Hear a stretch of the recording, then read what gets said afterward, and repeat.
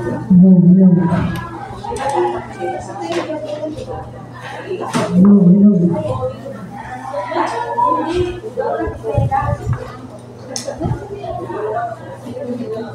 Marami po tayong upuan. Amen. Ito, maluwag o. Wala nakaupo sa harap. Yan.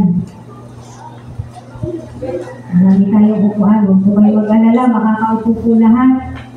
At pasensya po muna kayo. Gumamit muna tayo uli ng manual aircon. Ayan. Pwede po tayong humingi sa ating mga ashery. Ayan, manual aircon. Ayan. Oo. Huwag po tayong mag-alala, hindi po tayo pinababayaan ng Diyos, katulad ng panalangin kanina. Nakikita niyo naman po yung kapaligiran, itong iglesia, yung building itself. Amen? Nakikita niyo po yung pagbabago. Amen. Kaya, darating ang araw, ang panalangin din natin, totoong aircon na. Yes. Ang nasa, isa lang yung masaya. Yung mga hindi masaya, huwag kayo mag-aircon. Hindi po. Lahat po yan ay inuunti-unti ng Panginoon. Lahat ng bagay ay nasa kanyang kamay. Kaya talagang lahat din ang ginagawa po natin ay nakarelay lamang. No? Nakarelay tayo sa ating Panginoon. Sa umaga po na to, tayo po ay nagagala dahil tayo po ay mayroong bisita. Actually, hindi siya bisita. No? Balik ka na kaya. Biglang ginawa no? Dati po natin, hindi dati, kapatid po natin talaga siya.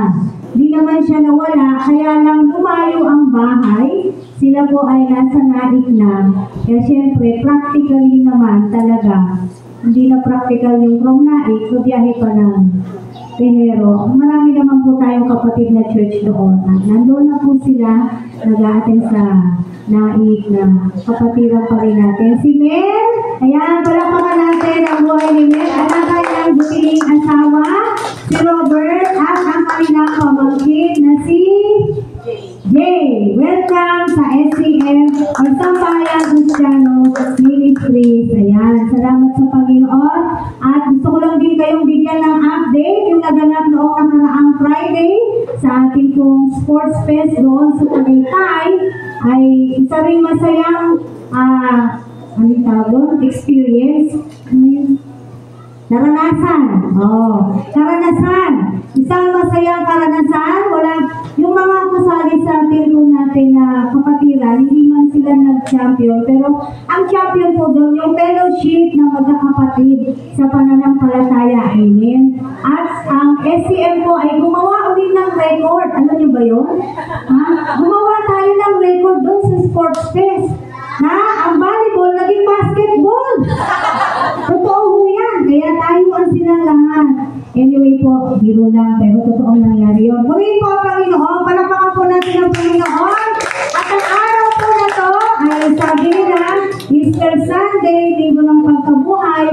Ang Diyos po natin, isang beses lang namatay. At simula nung siya ay nabuhay ng ikatlong araw, buhay na buhay po ang Diyos natin. Araw-araw! Amen! Hindi po siya namatay ng paulit-ulit. Isang beses lamang po at palagi na pong buhay ang ating Panginoong Jesus at siya ay darating kung kailan hindi natin alam, pero ang ating pong sinasabi ay pinaghahandaan po natin ang pagdating ng ating Panginoong Jesus. Hallelujah!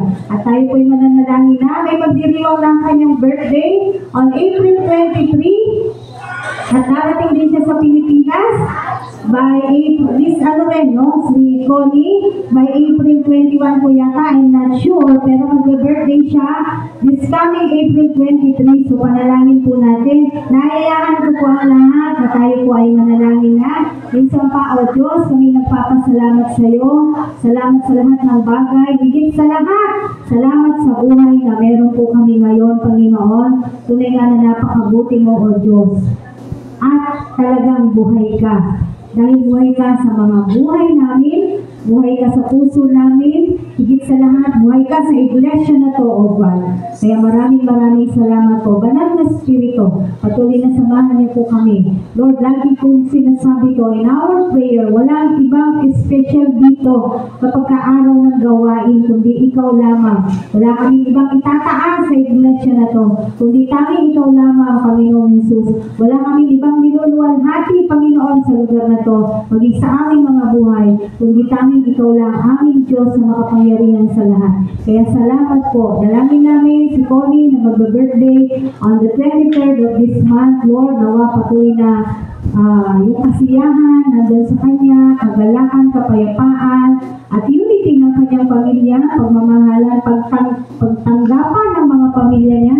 We are praying, Panginoon, at ganoon din, dalangin din namin yung safe travel niya, pauwi dito sa Pilipinas, O Diyos.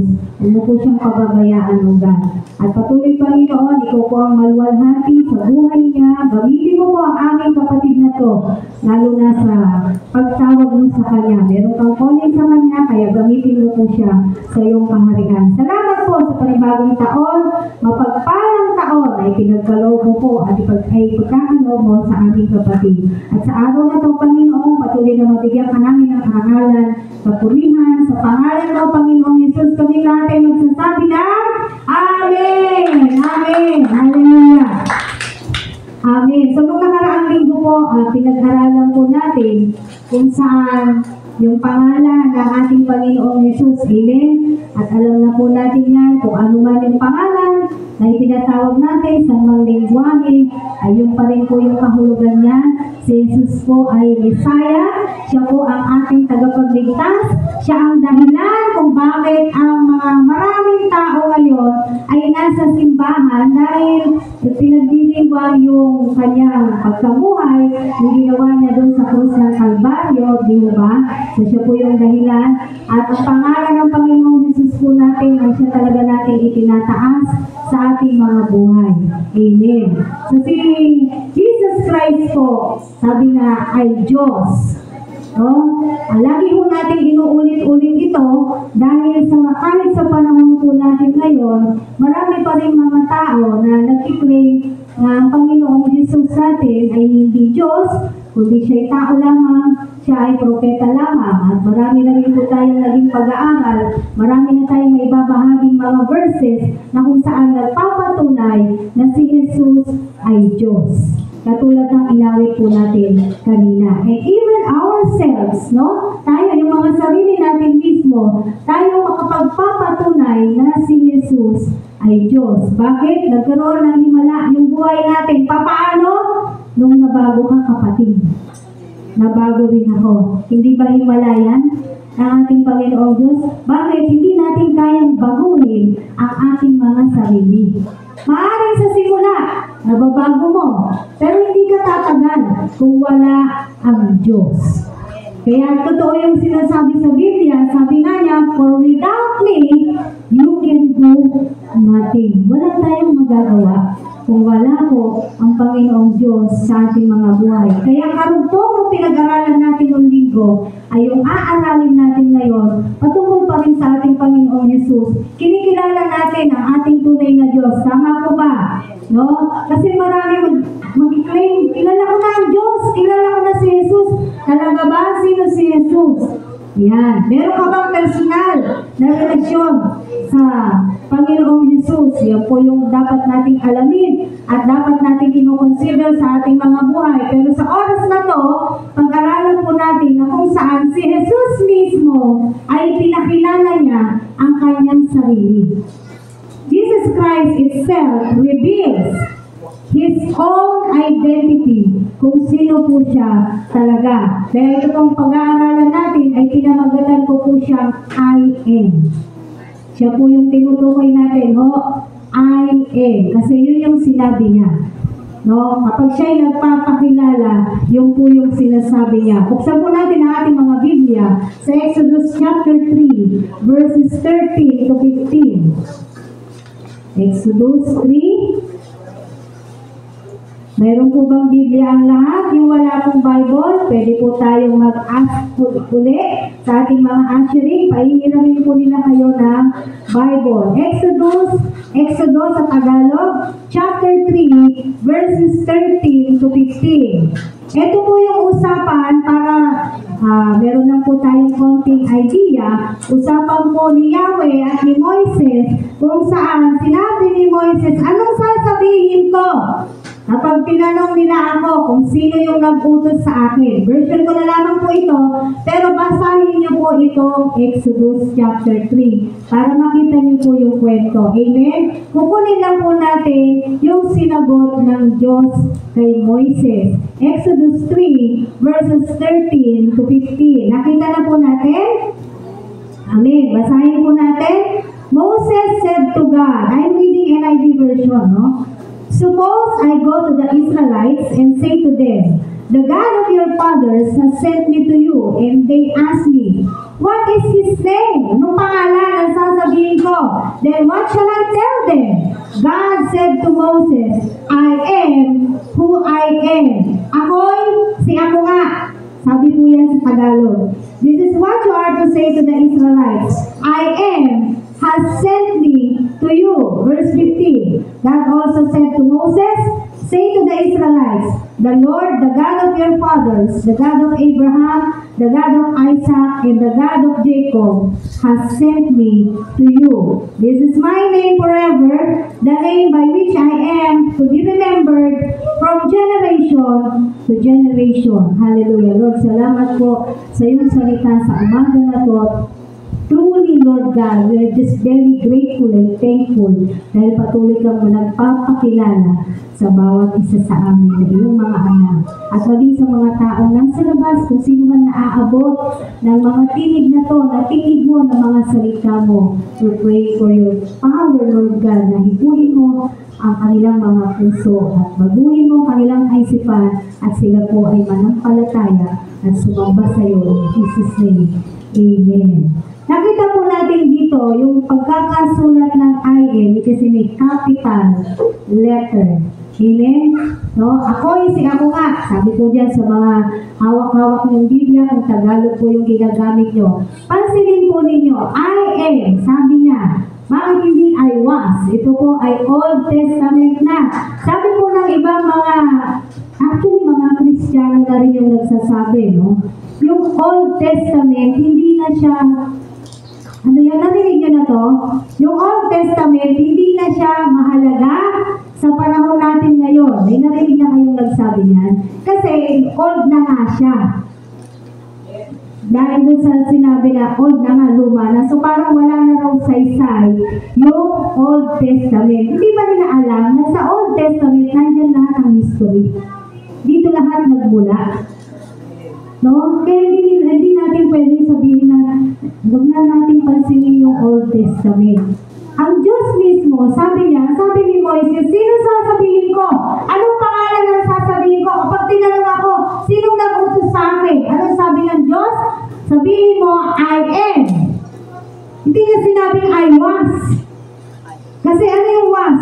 Past tense. Pag past tense na, tapos na yung kapangyarihan niya. Maaaring totoo na yung Old Testament, wala nang saysay, tapos na eh. Pag sinabi niyang I was. Napansin po ninyo? Pag I will naman, ay hindi pa pala yung kapangyarihan niya, hindi pa nagaganap kasi I will. Because yung will ay future tense. Kaya sabi ko sa inyo, when you're reading the Bible, when we're reading the Word of God, tingnan natin paano ginagamit yung pangungusap. Lalo na kung ang nagsasalita ay ang Diyos. Dito sabi niya, sabihin mo, I am. Sabihin mo, ako'y si ako nga. No? So, hindi po siya tapos na yung kapangyarihan niya. Hindi siya I was. Hindi rin siya I will. Napaparating pa lang yung kapangyarihan niya. Hindi po. Ito po yung nagpapatunay. Sabi niya nga rito, sa verse 15 na sinabi niya rito, this is my name forever in NIV version. Ito po yung sinasabi niya maganda. The name by which I am to be remembered from generation to generation. So in all generations, from the beginning to the end, nagbago ba ang Diyos? Hindi. am, sabi niya. Now, let's see, paano nagpakilala si Jesucristo, no? Paano niya nare-reveal yung sarili niya sa mga tao. John 8:58. Buksan po natin. May mga verses po tayong bubuksan ngayon at karamihan po dito ay John. Dahil dito po marami ang naging pag-uusap ng ating Panginoong Jesus. John chapter 8 verse 58. Sabi po dito,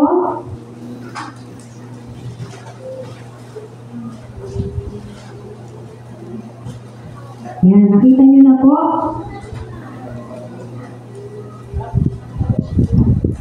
Ito naman po, itong senaryo na to, kung bakit ito yung sinagot ni Jesus, kasi sinasabi ng mga kausap niya, nabanggit niya kasi si Abraham. Sabi ng mga kausap niya, wala ka pa nga 50, paano mo nakita si Abraham?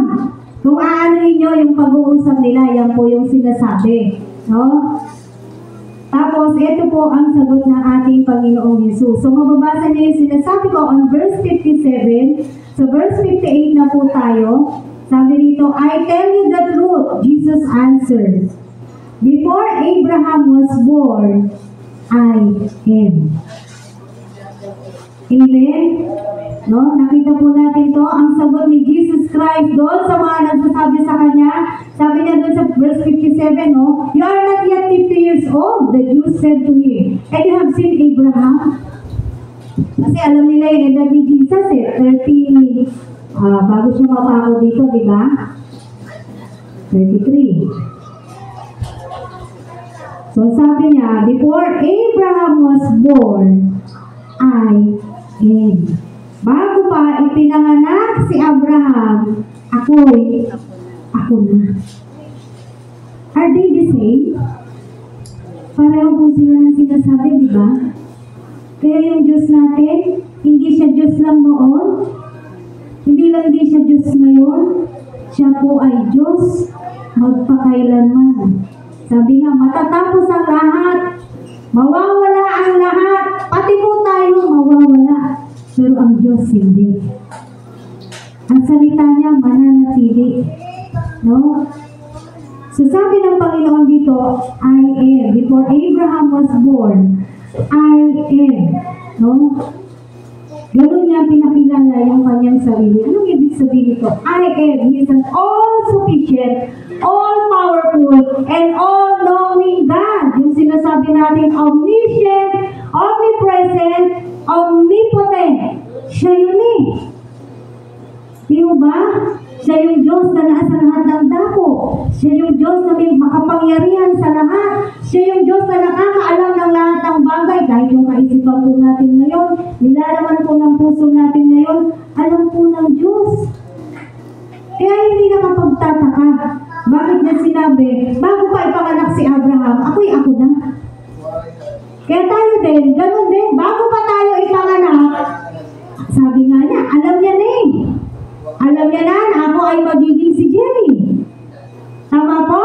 At kayo din na nandiyan ang mga nakaupo, alam niya na kayo magiging ganyan.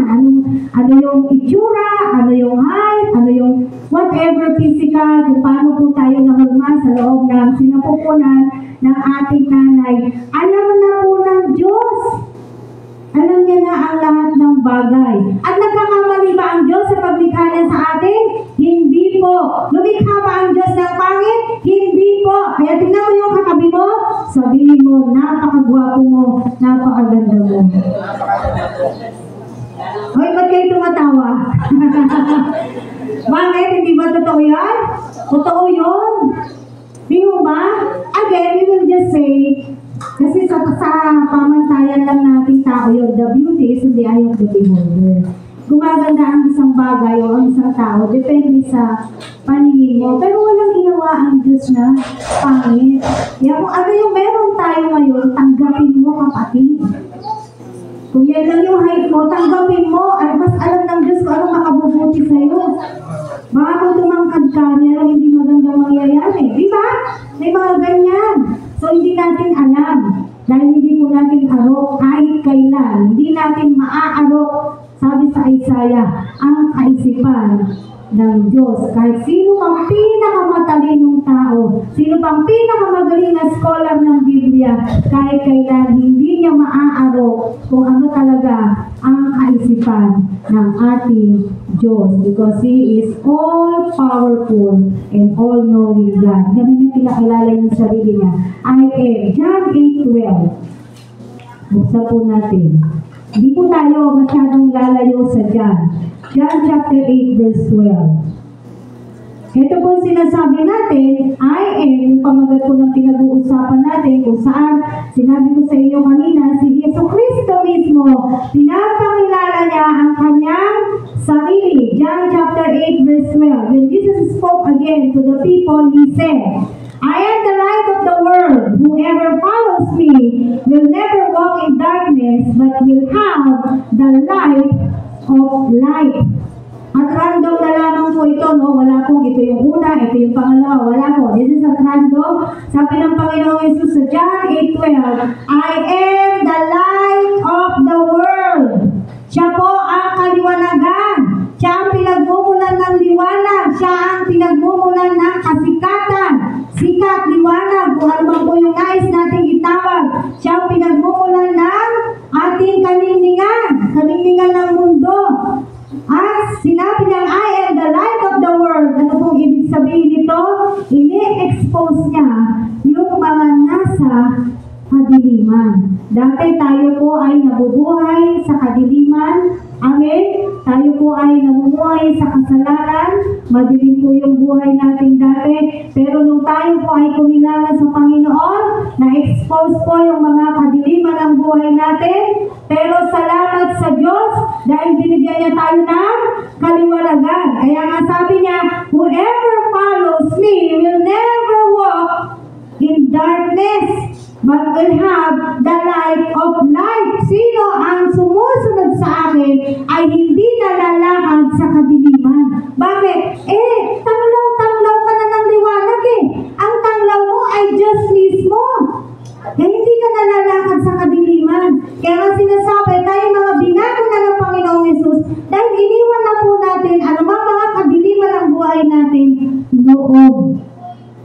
Iniwan na natin lahat ng kasamaan o ano man po yung mga, alam niyo na yun sa mga sarili niyo, alam ko na yun sa sarili ko, alam na po natin kung ano yung pinag-uusapan natin dito na hindi kalooban ng Diyos, hindi nais ng Diyos, ay iniwan na po natin. Bakit? Binigyan niya tayo ng liwanag, pinagliwanag niya yung ating kaisipan, pinagliwanag niya yung ating buhay, inayos niya yung ating puso. Tama po ba? Bakit? I-reveal niya yung katotohanan.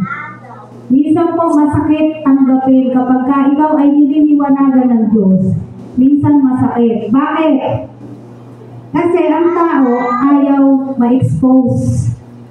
Ang tao minsan ayaw niyang tanggapin na siya ay mali. Ang tao minsan ayaw magpaawat sa kung ano yung hindi magandang ginagawa niya. Ayaw bang masabihan.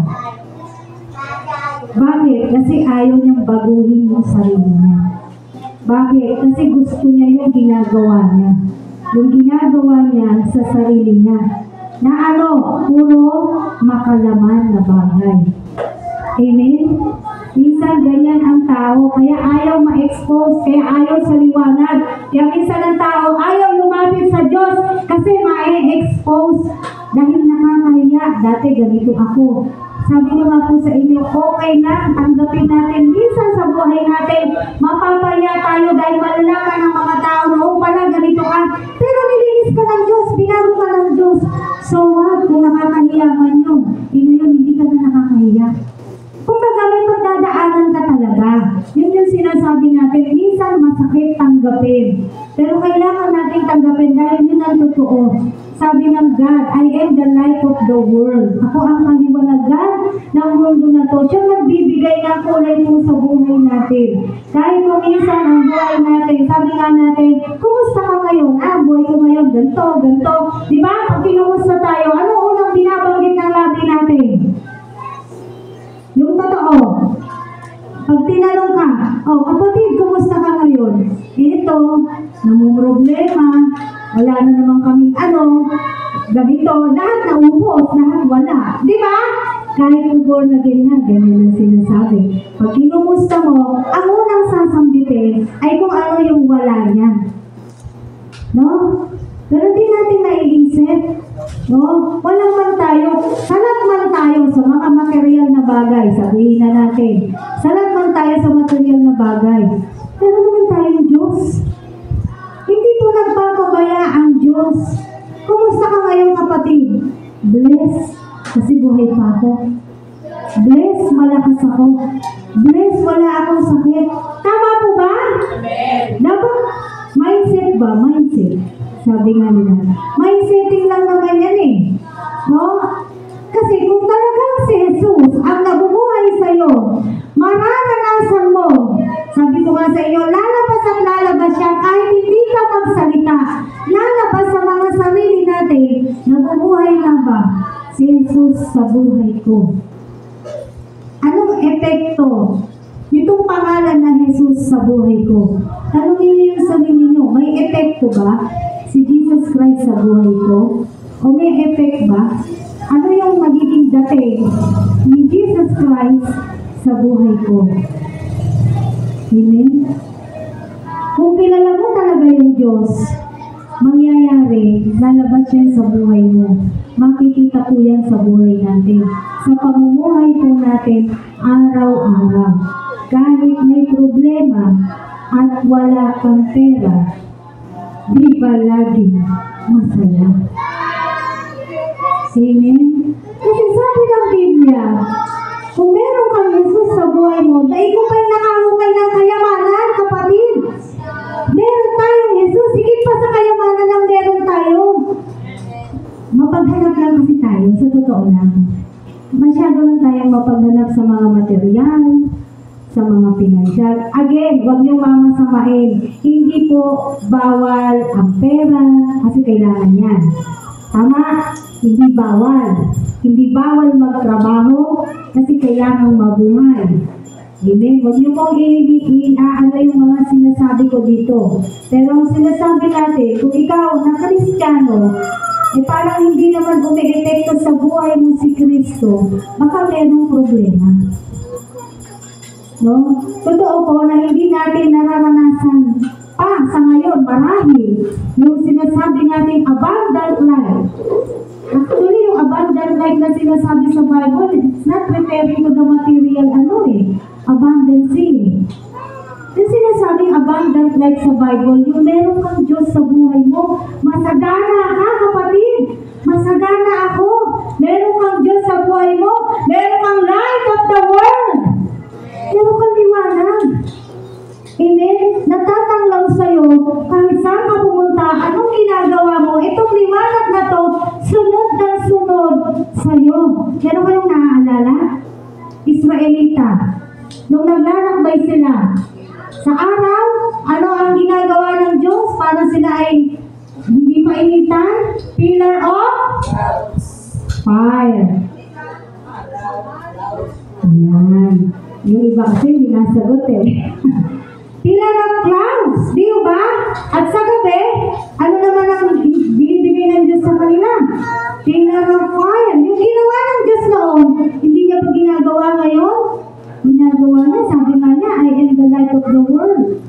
Kaya lang yung iba, pag meron ng liwanag, ay, ayaw sa liwanag. Bakit? Ayaw ma-expose. Bakit? Ayaw baguhin ang sarili.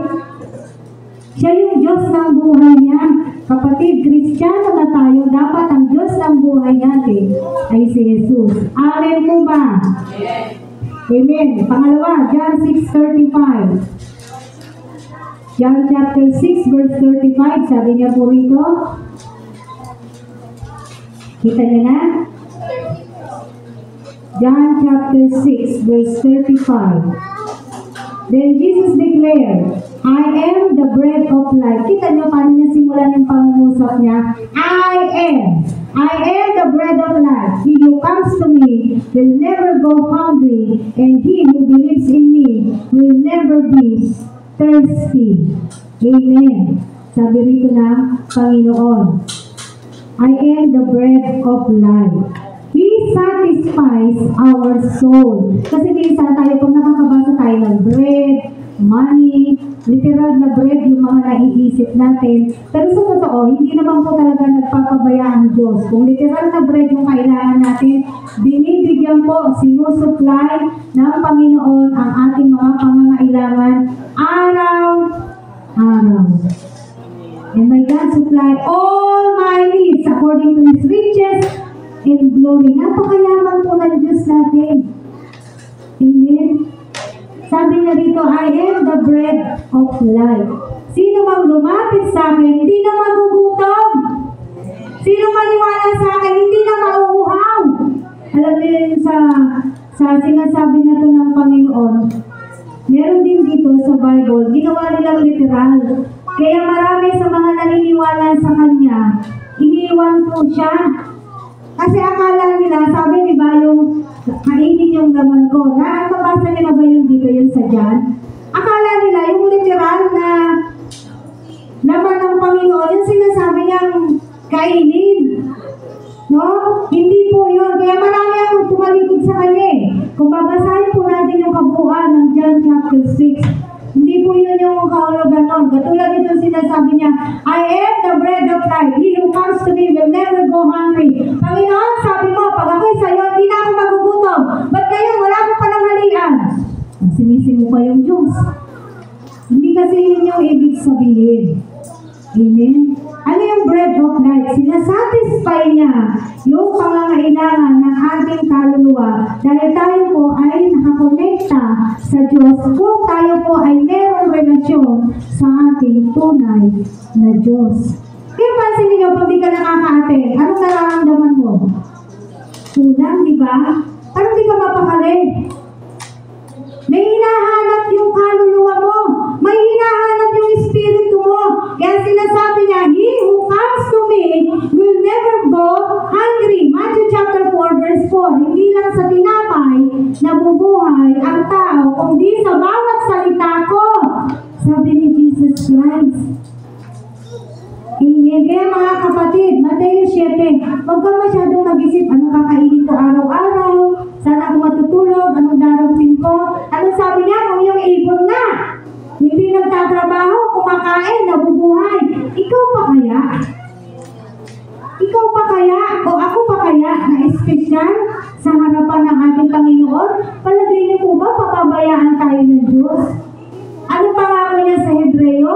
I will never leave you nor forsake you. Nakakaranas man tayo ng mga literal na kagutuman, kauhawan dito. No? Minsan, okay lang yan. Ang mahalaga, hindi ka aalis, hindi ka lalayo, hindi ka mag-give up sa iyong pananampalataya.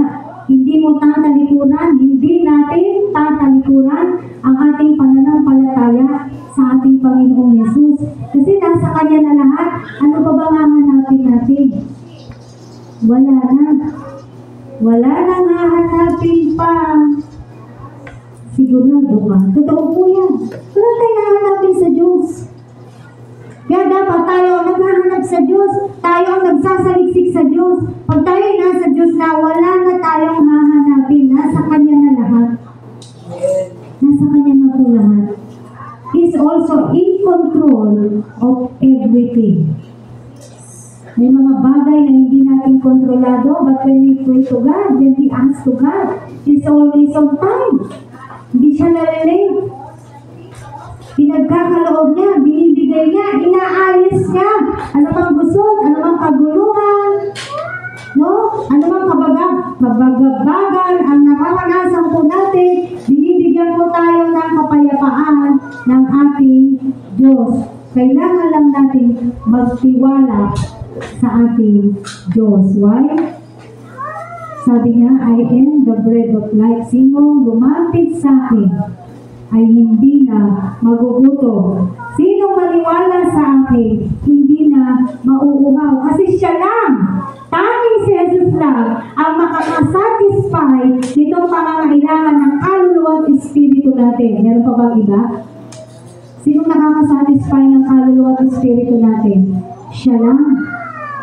Si Jesus lang. Wala nang iba. Kapag hindi ka nakakapanalangin sa buong maghapon, di ba? Hindi ka magpapakali. Mananalangin ka. Tama po ba? Pag di ka nakakabasa ng Bible sa buong maghapon, hindi ka mapapakali. Magbabasa ka, tama po ba? Yan. Kasi naturally, yung parang naturalesa ng katawan mo, hinahanap mo na eh. Dahil yung kaluluwa ng espiritu mo, nakakonect na sa Diyos, nasasatisfy niya kapag ginawa natin ang mga bagay para sa ating Diyos, nasasatisfy po ng Panginoon yung pangangailangan na kahit sino walang makapagbibigay, tanging ang Diyos lang. Kaya niya sinabi, I am the bread of life. Sinong lalapit sa akin, hindi na magugutom. Makaranas again, uulit-ulitin natin. Makaranas ka man ng physical na gutom dito, hindi ka naman pinababayaan ng Diyos. Dahil minsan, isang beses ka lang magugutom, susunod, may pagkain ka na. Tama po ba? No? Sino rito hindi nakakakompleto ng 3 meals? Wala! Huwag na kayo sumagot, wala! Di ba? Dahil talagang meron. Meron pa nga dito kumakain 5 pesos. Bakit? May merienda eh. Tama mo ba?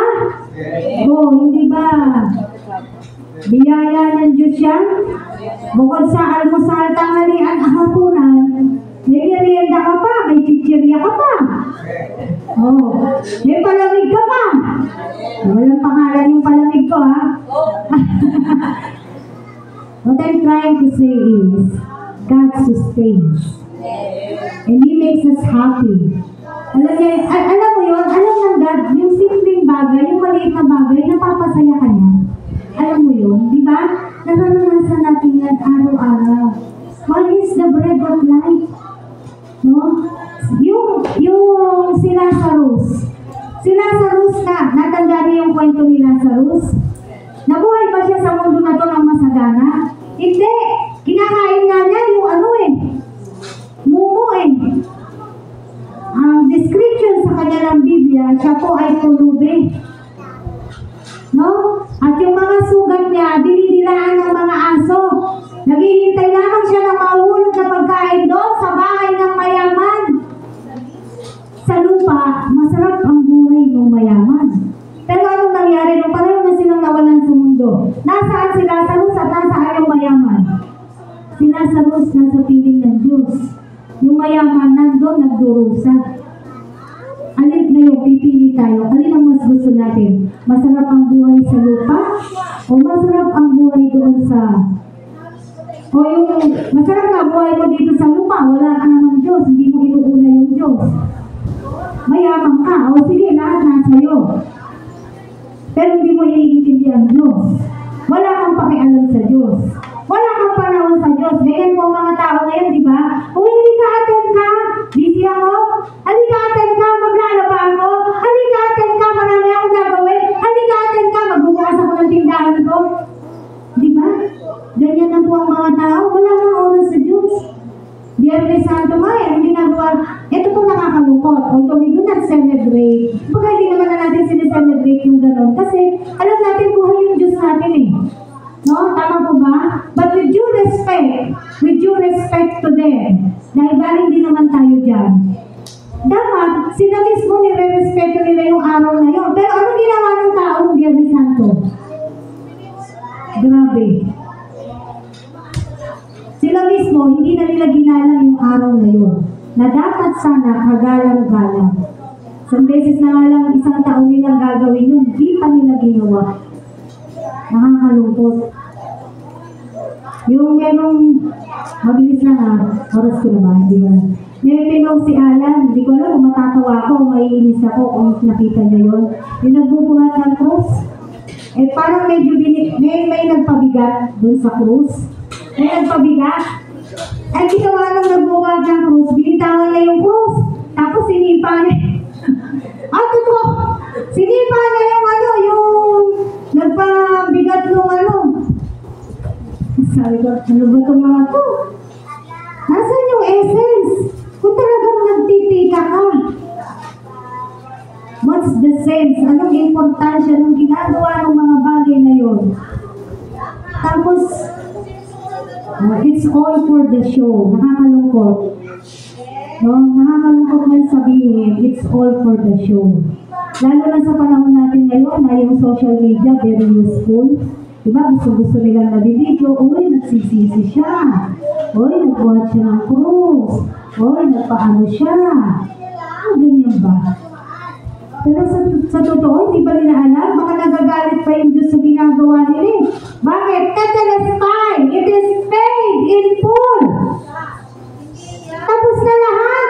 Wala nang gagawin ng tao, managpalataya, maniwala sa Kanya, yun! Sambahin siya, yun ang gusto ng Diyos, hindi yun. Paid in full na nga eh. Bayad niya na lahat. Ginawa niya na lahat. Binigay niya na lahat. Walang makakatumbas nun. Bakit? Again and again, ang dugo ni Jesus malinis. Kahit sino pang magpapako sa krus, ang dugo ng tao na yun marumi. Dahil tayo ay makasalanan. No? Kaya nung Friday, yung turo din ng Friday ni Missionary Johan, every time we sing, bakit daw napako si Jesus sa krus? Again, bakit? Ano sagot? Dahil sa kasalanan. Ngayon, pag tayo nagkakasala, ano ginagawa ng tao? Ginagawa natin? Paulit-ulit natin pinapako si Jesus sa krus. Hindi ba natin naiisip yun? Gano'n natin sinasaktan ng Diyos natin? Gano'n sinasaktan ng tao yung tagapagligtas? Gano'n sinasaktan ng tao yung Mesaya? Amen. No? Kaya tayo po, hindi ko naman sinasabi hindi na tayo nagkakasala. Pero kung paulit-ulit, sabi mo nag-repent ka na, pero bakit ginagawa mo pa rin? That is not repentance. Kung paulit-ulit mo pa rin ginagawa, that is not repentance. Hindi ka talaga nagsisi ng buong-buong sa sarili mo. Marahil nagdala ka lang ng emosyon. Dahil kung tunay na tumanggap ang isang tao sa Panginoong Jesus, balikan nyo lang 2 Corinthians 5:17. Anong sinasabi doon? Balikan natin, pwede? Ikalawang Korinto. Wala po ito sa outline natin, pero gusto ko lang makita natin kung talagang ang tao ay kumilala na sa Diyos. Again, yung kumilala, nananampalataya yun ha, hindi po siya basta kumilala lang. 2 Corinthians 5:17, therefore, if anyone is in Christ, he is a new creation. The old, ano na lang nangyari sa dati? The old has gone. The new has come. Wala na yung luma. Wala na yung dati. Kaya, kung paulit-ulit mo pa rin ginagawa yung dati mong ginagawa, yung dati mong pagkatao, sorry to say, kapatid, bato-bato, hindi ka pa bago. Tiniklaim mo lang, pero hindi ka pa bago. Sorry to say, more people today, they are claiming they are Christians. Pero hindi natin nakikita sa buhay nila yung pagiging Christian. Amen. Hindi ako may sabi yung Biblia. Sino man nakipag-isa na ay Kristo, ay isa ng bagong nilalang. Wala na ang dati, bago na. Siya'y bago na. Bago na. Bagong-bago. Bagong ligo. Amen? Bagong isis yan. Mabango. Bago. Bagong-bago. Hindi lang po isang beses sa isang taon. Kung hindi, araw-araw. Binabago mo ako araw-araw. Panalangin natin yan sa Diyos, Panginoon. Baguhin mo ako araw-araw. Kasi sa totoo, may weaknesses pa tayo. Amen. Pero ano gusto ng Diyos? Ano ang standard ng Panginoon? Be holy, for I am holy. Sabi ni Jenny, hindi. Sabi ng Diyos. Sabi ng Biblia. Magpakabalan tayo dahil yun ang standard niya. Again and again, God has standard. Hindi po siya basta-basta Diyos lang. Ayaw mo na, mabait naman si Lord. Gawin ko to, patatawarin niya rin ako maya-maya. Mamaya magsasorry naman ako kay God. Yan po yung kaisipan ng mga tao. Tama? Isa lang naman sa buhay ko, titikim na ako. Magsasorry naman ako mamaya. Pero alam niya, mali. Pero gagawin niya pa rin. Di ba? So, anong mangyayari? Nasaan yung bago? Wala. Actually, luma pa rin. Baka nakamaskara lang. Yun yung masakit na katotohanan doon. Yung nakamaskara lang. Kailangan hubarin. Hubarin ang maskara. Dahil dapat, bago na po tayo. Amen. Bagong-bago, nilinis ng Panginoon. Lahat ginawa niya na. Wala tayong gagawin kundi manampalataya, sumunod sa Kanya, sambahin siya. Hindi mo kailangan pahirapan ng sarili mo, saktan mo yung sarili mo, hindi na kailangan po yun. Lahat ginawa na ng ating Panginoon Jesus. Amen. John 10, 11 to 14. Bibilisan ko na ng konti. Ang bilis ng oras. John chapter 10, verse 11 to 14. Ito pa pong pagpapakilala ng Panginoong Jesus sa kanyang sarili. Sabi niya, I am the good shepherd. The good shepherd lays down his life for the sheep. The hired hand is not the shepherd who owns the sheep. So when he sees the wolf coming, he abandons the sheep and runs away. Then the wolf attacks the flock and scatters it. The man runs away because he is a hired hand and cares nothing for the sheep. Verse 14, inulit niya, I am the good shepherd. I know my sheep, and my sheep know me. This is the Father knows me, and I know the Father, and I lay down my life for the sheep. Nakita po natin to, siya po ang ating mabuting pastol. I am the good shepherd. Sabi niya, pag good shepherd, pag mabuting pastol, kaya niyang ialay yung buhay niya sa kanyang mga tupa. Pero kapag hired lang, ano sa Tagalog yung hired? Upahan lang, di ba? Pag inuupahan lang yung, halimbawa, yung literal na tagabantay, inuupahan mo lang. Pag merong darating na wolf or aatake dun sa mga tupa, anong gagawin ng upahan? Tatakbo yan. Iiwan niya yung mga tupa.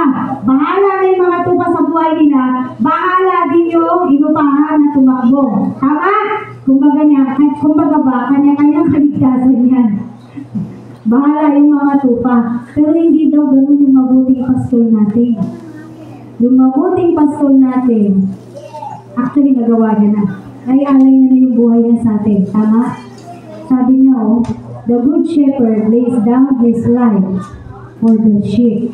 Para sa kanyang mga tupa. Kanino niya ilalay yung buhay niya? Sa mga tupa. Hindi po sa kambing. Sheep po yung sabi rito. Tupa po yun. Amen? No? Sabi niya sa verse 14, I am the good shepherd. I know my sheep. Kilala ko yung mga tupa ko. At yung mga tupa ko, kilala ako. Kilala tayo ng Diyos. Sabihin mo sa katabi mo, kilala ka ng Diyos. Kilala mo ba yung Diyos? Meron po silang ginawang experiment na panood ko ito sa video. Yung talagang shepherd, yung literal po na pastol. Alam niyo, yung literal na pastol na nag-aalaga ng mga tupa. So yung experiment nila, tumawag sila ng ibang lalaki. Tapos tinatawag niya yung mga tupa. Gawin na alam niya paano tawagin yung tupa. Walang lumalapit. Walang lumalapit na tupa. Nakatatlong beses silang trial na tumawag ng tupa. Walang lumapit. Ngayon, yung talagang pastol na, unang tunog pa lang ng shepherd, from anywhere, naglabasan yung mga tupa. At habang nagpapatuloy na tumatawag yung pastol, dumarami yung mga tupa. Ano sabi Jesus Christ sa Bible? The sheep knows my voice. Kilala ng mga tupa yung tinig ko. Alam ng mga anak ko kung boses ko yun. Amen? Dahil kapag tumawag, ang ginagawa ng mga tupa? Lumalapit. Pag tinatawag ng Diyos, anong ginagawa? Lumalapit. Ulitin natin, pag tinatawag ng Diyos, anong ginagawa? Lumalapit. Hindi po lumalayo. Lumalapit. Amen. Ang mabuting pastor, anong trabaho niya? Bumabay, magprotekta doon sa kanyang mga tupa. Amen. Literally at maging sa spiritual, kung saan man natin daanin, yun talaga yung ginagawa ng isang mabuting pastor. Ginagabayan niya, pinoprotektahan niya yung kanyang mga tupa. Do we know that God is always protecting us every day, every minute of our lives? Iniingatan po tayo ng Diyos. Amen? No? At dahil anak niya, anak ang turing niya sa atin, tinatama o kinokorek po tayo ng Diyos. Parang magulang sa anak. Hindi lahat ng ginagawa ng anak ay tama. Kaya ang magulang, anong ginagawa ng magulang? Dinidisiplina ang kanyang anak. Tama po ba? No? Ganon din po sa good shepherd, sa mabuting pastor, sa ating Diyos. Dinidisiplina niya kapag tayo po ay nagkakaroon ng pagkakamali. Why? Kasi siya po ay mabuti. Hindi niya tinotolerate yung mga hindi magagandang bagay na ginagawa po ng isang anak. Hindi rin siya nagbubulag-bulagan sa mga ginagawa ng mga anak niya na hindi naayon sa kanyang kalooban. Amen. Kaya sa maraming kaparaanan, we don't know, no? Pero ang Diyos gumagawa ng kaparaanan niya. God makes His way talaga po. May mga kaparaanan siya na magugulat ka na lang, may magsasabi sa iyo ng ganito, o kapatid, kung hindi man tao yung gagamitin niya, anything pwede niyang gamitin. Kahit hayop, pwede niyang gamitin. Para ano? Para ikaw ay mapagsabihan na hindi tama yung ginagawa mo. Sa Old Testament, merong dami na nakapagsalita. Nabasa niyo na ba yun? Hindi po yung fairy tale. Totoo po yun. Niloob ng Diyos na makapagsalita yung dami. Bakit? Siya yung inaampas ni ano eh. Sino ba yun? Better be yung pangalan. Ay, nalimutan ko yung pangalan. Inahampas niya yung dangli kasi nakaharang. No? Nagsalita yung dangli. Nagulat siya. Hindi niya alam, may anghel na pala doon sa katabi ng dangli. Amen. No? Huwag na natin hintayin magsalita yung hayop. Kung may aso kayo o pusa sa bahay, huwag nyo nang hintayin yun. Tayo na mismo. Kasi alam naman na natin, tama po ba? Alam na po natin kung ano yung mga dapat natin gawin. Bilang mga anak ng Diyos, alam na rin natin pag tayo tinatawag ng Diyos, tayo po ay lumapit sa ating Diyos. John 14:6. So ito, memorize nyo na to. John chapter 14, verse 6. Memorize nyo na po ito. Sabi rito, Jesus answered, I am the way, and the truth, and the life. No one comes to the Father except through me. No? Sabi ni Jesus, ako ang daan, ang katotohanan, at ang buhay. Walang makapupunta sa Ama kung hindi sa pamamagitan ko. Kita po natin to. Kaya saan ka papupunta? Ano pangahanapin mo? Na pangangailangan mo? Ang buhay mo? Saan mo pa gustong dalhin? Saan sino yung gusto mong gawing Diyos sa buhay mo? Kung hindi si Yesu Cristo, sino yung gusto mong Diyos mo? Sino yung gusto mong maging sarili mo. Kapatid, kung naghahanap ka talaga ng kapahamakan, maging kapahamakan forever, sige, gawin mo lang gawin yan. Tama? Gawin mo lang gawin yan. Kung ang Diyos mo ay ang sarili mo, sinusunod mo ang sarili mo, walang makababalik na sinabi ko. Anong sinabi ko? Kung anong gusto ko, siyang gagawin ko. Tingnan nyo yan. Kanino prinsipyo yan? Hindi ba prinsipyo yan ng mundo? Sinasabi ng mundo, sa panahon ngayon, naiksi lang ang buhay. Gawin mo na kung anong gusto mong gawin. Di ba naririnig natin yan? Magpakasaya ka na, maikli lang ang buhay. Sige, gawin mo yan para ang kasunod niyan, kapahamakan. Tapos yung kapahamakan na yun, pang walang hanggan yun. Ngayon, pipili ka na lang uli kung gusto mo yung gano'n. Kaya lang, pag nandun ka na sa kapahamakan na pang walang hanggan, wala nang bawi-bawi. Wala nang magtatanong sa'yo, laban o bawi? Wala na. Talo ka na agad. Andun ka na eh. Let us realize all these valuable things na binibigay sa atin ng Diyos, yung buhay natin araw-araw, buhay natin dapat sa Diyos. Ang Diyos natin dapat si Jesucristo. Huwag yung sarili po natin. Bakit? Sabi niya, I am the way, the truth, and the life. Saan pa yung buhay mo? Diba? Saan mo pa gustong dalhin yung buhay mo kung hindi kay Jesus? Dalawa lang naman lagi yan eh. Kung hindi kay Jesus, hindi dun sa kalaban ni Jesus, ganun lang po yan. Walang ibang opsyon. Dalawa lang palagi. Kung hindi ka dun sa mabuti, eh dito ka sa masama. Tama? Tama. Di mo ba? No? Saan mo gustong ialay ang buhay mo? Kanino ba galing yan? Sino nagbigay ng buhay natin? Hindi ba siya? Ano sabi sa Genesis? Para nagkaroon ng buhay si Adan? God breathed. Binigyan niya ng hininga. Si Adan. Saan tayo galing? Kanino tayo galing? Si Adan. Kaya nga yung Old Testament, hindi mo pwedeng baliwalain eh. Kasi dyan lahat nagmula. The history is all there. And even in the other books of history, hindi mo mapapasa, hindi mo pwede sabihin, sulat lang ng tao yung Biblia. Bakit ka naniniwala sa Biblia? Sulat lang ng tao yan.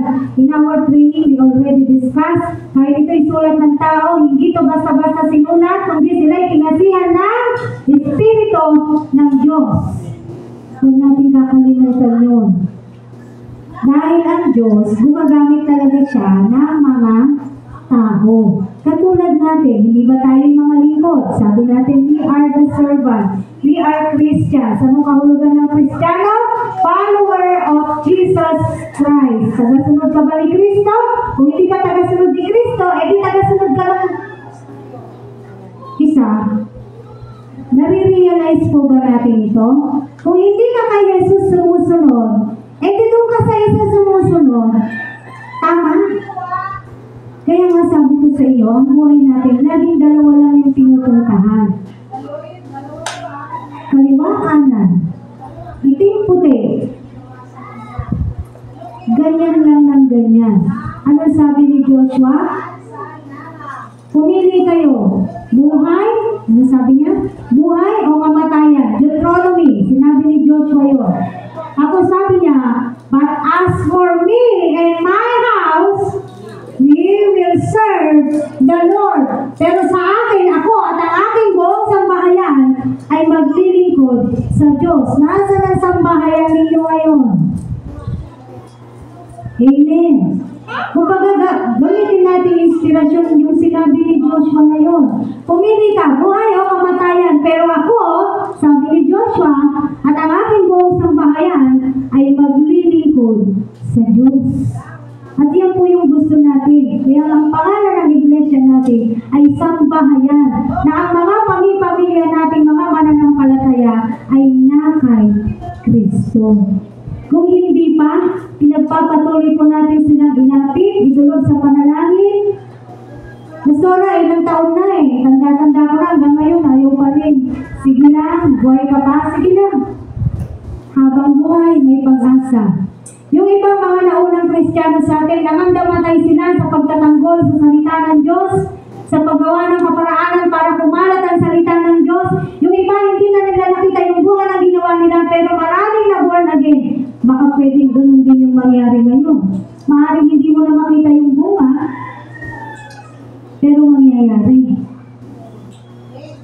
may aspetong gano'n, hindi ko sinasabing lahat pwedeng gano'n ang mangyari.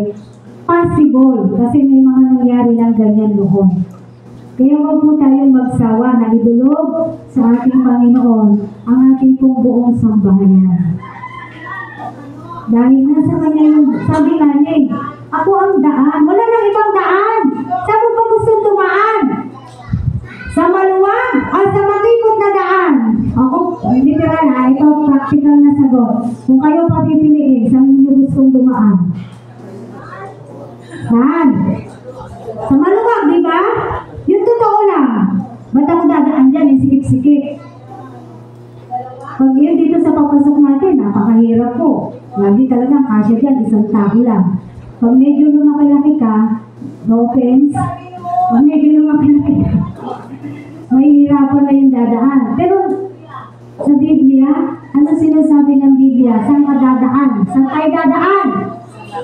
Sa makipot na daan. Doon sa makipot na daan, mahirap ang daan. Walang sinabi yung Biblia na yung daan na yun, madali lang. May nabasa kayo? Wala! Walang pinangako ang Biblia na pag dumaan ka dito sa makipot na daan, ay madadalian ka. Wala! Bakit? Kasi nga, pinupurify, sinasanctify tayo ng salita ng Diyos, kaya tayo naghihirapan. Yung mga pag-ahin natin, tinatanggal ng Diyos. Para ano? Para makadaan tayo doon sa makipot na daan. Yung mga basura, tapon na natin. Amen. Yung mga basura ng buhay natin, tapon mo na. Huwag mo nung ipunin ng ipunin. Hindi ka na nga makakadaan doon sa ano eh. Yan po yung parang sa konsepto, kung nabasa nyo na yung librong The Christian Pilgrims. Tama ba ako? Yun yung title? Christian Pilgrims. Ay, sorry. Pilgrim's Progress. Sorry. Pilgrim's Progress. Napakaganda ng kwento na yun. May libro kayo. Basahin nyo. Ganyan yan eh. Yung journey natin dito sa lupa, hindi po talaga siya madali. Yung journey ng isang mananampalataya dito sa lupa, walang sinabi sa Bible na pag sumunod ka kay Kristo, magiging madali na ang buhay mo. Magiging masaya lahat ng mangyayari sa buhay mo. Wala pong pangako ang Diyos ng ganyan. Ano sabi niya nga sa Biblia? Susunod ka sa akin, wala akong, nabasa niyo na yun? Wala akong bahay. Parang ganyan, no? Nabasa niyo na po ba yun? Yung mga may bahay, ako wala akong tahanan. Ganun yung sacrifice ba? Yung sakripisyo. Ganun po yung sinasabi ng Biblia sa atin. Na pag tayo sumunod sa Kanya, wala siyang sinabi na para ka nang nakahiga sa bed of roses. Tandaan nyo, yung roses, maraming thorns. Maraming tinik. Pero yung mga tinik na yon ang siyang nagiging malaking tulong sa atin para masanctify po tayo ng salita ng Diyos. Kaya mga kapatid, sino ba yung gusto mong Diyos? Kung hindi si Jesus, sino ang Diyos mo? Tanungin mo yung isip mo ngayon. Kung hindi si Jesus ang Diyos ko, sino ang Diyos ko? Baka sarili ko. Diba? Kung hindi ako kay Jesus sumusunod, kanino ako sumusunod? Kung hindi si Jesus ang sinasamba ko, sino ang sinasamba ko? Baka akala mo si Jesus yung sinasamba mo, pero hindi naman pala ganun ang uri ng pagsamba na gusto ni Jesus, hindi mo rin siya nasasamba. Hindi mo rin siya nasusunod. Amen. Kaya mga kapatid, ang Diyos mismo, sabi nga, I am the way, the truth, and the life. Sabi ng prayer kanina, kapag may sakit tayo, anong ginagawa ng Diyos? Pinagagaling niya po tayo. No? Kumbaga, lahat po, lahat binibigay. Kaya nga siya ay Jehovah Jireh. He is our provider. Amen. Kapatid, napag-isip-isip mo na ba ngayon? Naiisip mo na ba ngayon? Kung hindi si Jesus ang Diyos ko, sino ang Diyos ko? Kung hindi ako kay Jesus sumusunod, kanino ako sumusunod? Kung hindi pipiliin ko. Maraming kamatayan na pala yung pinipili ko. Baka hindi ka aware na yun na yung nangyayari sa buhay mo. Baka hindi ka aware na yung dinadaanan mo papunta na pala sa bangin. Okay nang dumaan sa makipot na daan kaysa mahulog sa bangin. Tama po? Di bali lang mahirapan tayong dumaan sa makipot kaysa mahulog ka sa bangin.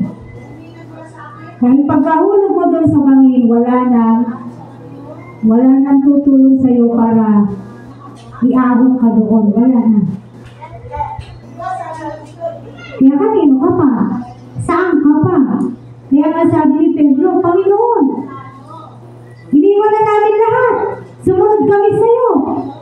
Diba sabi ni Pedro, nakaraang pinag-aralan natin? Iniwan na namin lahat, sumunod kami sa'yo. Ngayon, kasisisi ba? Kung uunahin mo ang Diyos? Nakapagsisisi ba yun? Kung uunahin natin ang Diyos? Hindi. Ano sabi? Seek ye first and His kingdom. Seek first His kingdom and His righteousness. And all these things will be added to you as well. Ano sabi? All. Lahat. Lahat. Dahil sa Diyos, walang imposible. John 15:1. Last na po. John chapter 15, verse 1. Although marami po itong sinabi ni Jesus Christ, ay namili na lamang po tayo ng pagpapakilala ng ating Panginoong Jesus. Ang maganda po, basahin natin yung John. John chapter 15, verse 1. Ano sabi ni Jesus Christ dito? I am the true vine, and my Father is the gardener. Yun lang. I am the true vine, and my Father is the gardener. Anong ibig sabihin na to? Si Jesus, tunay na puno ng ubas. Sabi niya, o ang puno ng ubas is the source of life. Kaya pag tayo nakakonect na sa Diyos, nagkakaroon po tayo ng bunga. Yung buhay po natin namumunga. Amen? No? So, tayo po mga tagasunod ni Kristo, siya po yung puno, yung branches tayo yun.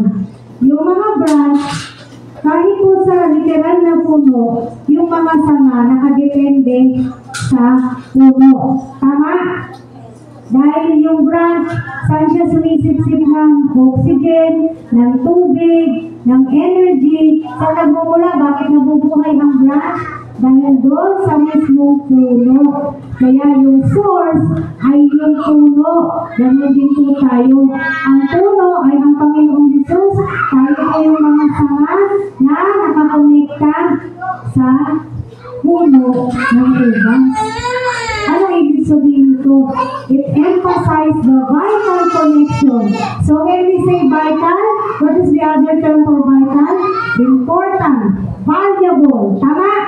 Mahalaga, vital connection natin sa puno ng ubas.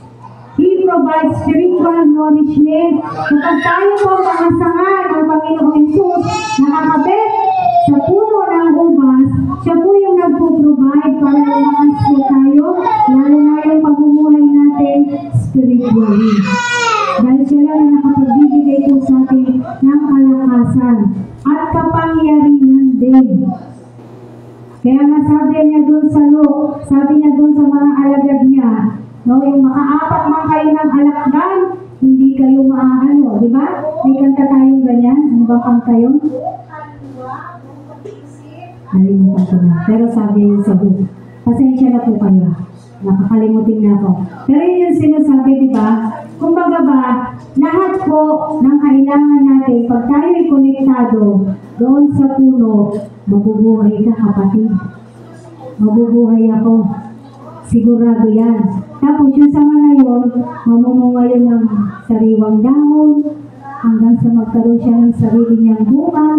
Kaya kung halimbawa yan ay mangga, kaya napakaganda ng puno ng mangga, marami siyang sanga, di ba?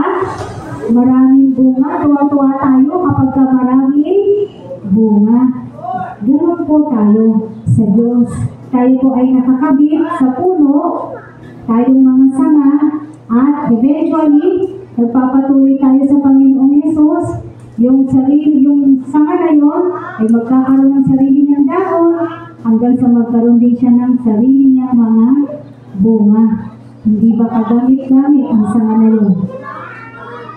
Makapagbibigay ka ng pagkain sa mga tao. Bakit? Kasi meron kang bunga. Kapag kayong sanga, walang silbi, anong ginagawa? Pinuputol. Sa dyan na rin po yan mababasa. At yung mga sanga na yun, anong ginagawa? Pagkaputol, sinusunog. Bakit? They are useless. Walang silbi, walang gamit, sunugin na lang. Parang ganyan, yung ano ng Diyos. Kaya tiyakin natin, may gamit ka, kapatid. Ngayon sa katabi mo, may gamit ka, kapatid. Ang gamit mo, sige sabihin nyo, ang gamit mo, hindi para maupo. Para sa kaharian ng Diyos. Amen. Pag tinawag ka ng Diyos, pag ang Diyos ay tumawag, panigurado, may gamit ka. Alamin niyo po yung gamit niyo. Tutulungan po namin kayo na malaman ninyo ano ang gamit niyo sa Diyos. Dahil sigurado, bibigyan po tayo ng misyon ng ating Panginoong Diyos. Amen. So mga kapatid, ito po ang pagpapakilala ng ating Panginoong Hesus sa mga tao. Ano sabi niya? Bago pa si Abraham, ako na. Di ba? I am the light of the world. Just for the recap, ang pinag-aralan natin kung paano pinakilala ni Jesus yung sarili niya. I am the light of the world. I am the bread of life. I am the good shepherd. I am the way. I am the true vine. Napakaganda. Napakabuti ng ating Panginoong Hesus. Lahat ng yun, ginawa, nangyari, at kung bakit siya gano'n, dahil sa'yo at dahil sa akin. Bakit siya bread of life? Bakit siya light of the world? Para kanino lahat ng yun? Para sa kanya ba? Hindi. Wala na siyang kailangan. Diyos siya. Ang Diyos ay Diyos. Walang kailangan ng Diyos. Tama po ba? Sino ang may kailangan? Paulit-ulit na dapat nasa sa isip natin ang may kailangan tayo. Ang may kailangan sa Diyos tayo. Kaya wala tayong ipagmamalaki sa Diyos. Kasi tayo ang may kailangan sa Diyos. Siya ang may likha sa atin. Anytime na gusto niyang kunin to, itong buhay na to, may magagawa ba tayo? Wala. So bago pa mangyari yun, kanino ka na? Sino na ang Diyos mo? Pwede natin pag-muni-muniin yan. No? Kung hindi si Jesus ang Diyos ko, sinong Diyos ko? Kung hindi ko ino-offer ang buhay ko kay Jesus, kanino ko ino-offer? Kung hindi ako sumusunod kay Jesus, kanino ako sumusunod? Kung hindi siya yung sinasamba ko, sino yung sinasamba ko? O, di ba laging dalawa lang? Tama? Amen. Dalangin ko po, mas lalo pa nating nakilala ang ating Panginoong Hesus. Tayo po ay may Bible reading, nasa Ezekiel tayo. Pero hindi tayo nakabox na kung sinabi natin ang Bible reading natin ay Ezekiel. Yun lang yung babasahin nyo. Pwede kayo magbasa pa rin ng ibang book. Amen. Gusto ko lang gawing maliwanag. Hindi tayo nakabox na sabi Ezekiel daw, Ezekiel lang yung babasahin mo. Hindi po. If you want, kahit alin, basahin mo lahat. Mas maganda. Pag natapos po natin ang pagbasa ng buong Biblia, basahin mo uli. Pag natapos mo, basahin mo uli. Pansinin mo, lagi may bagong pahayag. Bakit? Sa lahat ng libro, ito yung hindi nalalahos. Sa lahat ng libro, ito yung buhay. Dahil maraming libro, kami po dati sa school, ako mismo yung nag-segregate na ng mga libro hindi na magamit. Tingnan mo yung taon. Pagka 2,000 mga ganyan, pinapatapon ko na. Bakit? Hindi na magamit-gamit yun eh. Bakit? Iba na yung ano ngayon ng schooling. So yung mga turo ng year 2000, hindi na siya akma for the year 2025, ganyan, o 2024, nasa school pa ako. So pinapatapon ko na. It's useless. Maraming libro, hindi na nagagamit. No? Yung mga ginamit ng libro noon sa computer, hindi na magagamit yun. Wala na. Pero ang Bible, hindi. Kaya nga, kung may magsasabi sa inyo, wala na yung Old Testament, New Testament na lang. Hindi, kapatid. Sa Old Testament nagsimula lahat. Amen? Lahat ng propesiya patungkol sa New Testament, nasa Old Testament. Lahat ng sinasabi patungkol kay Jesus, nasa Old Testament. Why? Because the Bible is all about Jesus Christ. Amen. Kaya ganito kahalaga yung Bible. Kaya sana yung mga Bible ninyo, pinapahalagahan nyo rin. As in literal na pagpapahalaga. Hindi yung hinahayaan yun. Saan ka nakapatong Bible mo? Saan nakalagay yung Bible mo? Respect. Bakit? Ano sabi? Yung salita ay Diyos. Ako may sabi, hindi. Ang Biblia. Amen. Kaya ganoon din natin dapat ingatan, bigyan ng halaga ang ating Biblia. Hallelujah. Tayo po'y manalangin. Purihin ka, O aming Diyos, na makapangyarihan sa lahat. Maraming salamat sa iyong mga salita. Salamat sa mas malalim pa na pagpapakilala mo sa amin, God. Hindi pala sapat yung alam na namin at yung sinasabi namin sa aming mga sarili, God, kilala ka na namin. Hindi pala sapat yun. Kasi every time that we study your word, the more na mas nakikilala ka namin. The more na mas nagpapakilala ka, Panginoon. Hindi lamang through words, kung hindi sa pamamagitan din ang buhay namin araw-araw. And we just thank you for that, Lord. We're very grateful kasi tinawag mo kami. We are blessed kasi pinili mo kami. Lord, maraming salamat. Dalangin namin ngayon, O Diyos. Katulad ng mga inaral namin ngayon. Napatuloy kami nakakonekta sa iyo bilang mga sanga.